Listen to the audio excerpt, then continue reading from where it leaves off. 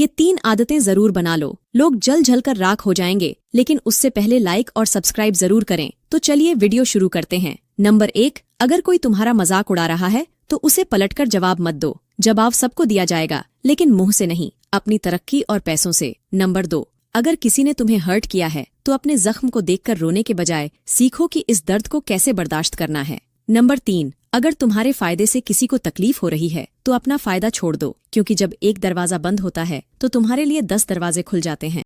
ये 3 काम कर लो, सभी लोग तुम्हारी इज्जत जरूर करेंगे।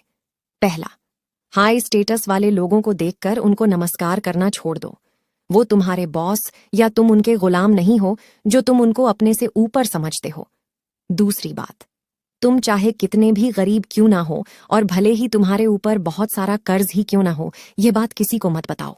अपनी गरीबी के बारे में बताने से कोई तुम्हें अमीर नहीं करेगा, बल्कि वो तुमको अपने से बहुत नीचे समझने लग जाएगा।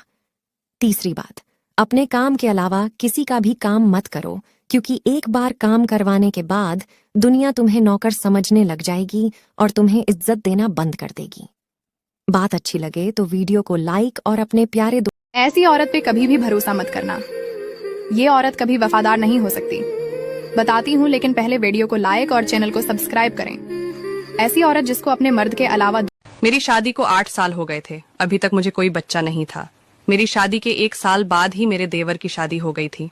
देवरानी को आते ही एक बेटी हो गई थी। अगर मैं अपनी देवरानी के बच्चों को उठा लेती थी तो देवरानी छीन कर ले जाती थी और छीनने के बाद बोलती थी, देख बहन, मैं तेरा साया नहीं पड़ने देना चाहती अपनी बेटियों के ऊपर। और अगर गलती से कभी मुझे सुबह सुबह देख लिया तो बोलती थी, दिन खराब जाएगा। एक दिन इसी तरह सुबह के टाइम पर मुझे देखकर बोल रही थी और मुझे अचानक से उल्टी होना शुरू हो गया और मेरे पति मुझे डॉक्टर के पास ले गए। तब डॉक्टर ने चेक करके बताया कि आप प्रेग्नेंट हो, आपके घर भी खुशखबरी आ गई। मैं यह सुनकर बहुत जोर से रोने लगी और डॉक्टर का शुक्रिया अदा करके घर पर आई।